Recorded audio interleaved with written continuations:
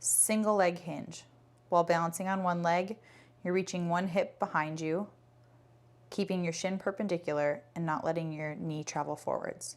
This is training hip, knee, and ankle stability, as well as practicing a good hinge movement and good alignment in the torso.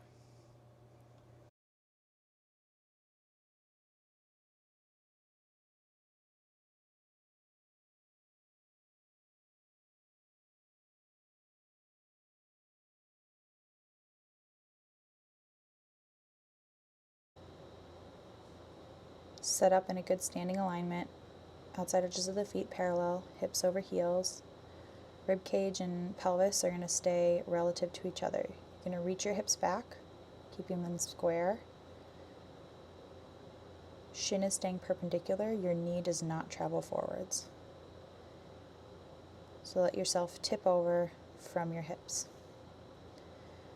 From the front, I want to make sure I have that good standing alignment. My hips are staying level, and I'm keeping a nice stacked position from ankle to knee to hip.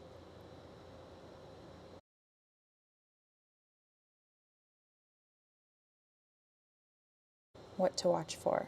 You want to keep your ankle, knee, and hip stacked. You don't want that knee caving in. You don't want your chest thrusting forward and getting a big arch in your low back, nor do you want your knee traveling way forwards of your ankle. Move slowly enough that you can control the movement. From the front, I want to make sure my hips stay level, so I don't want to open my hips to the side, nor do I want them to collapse in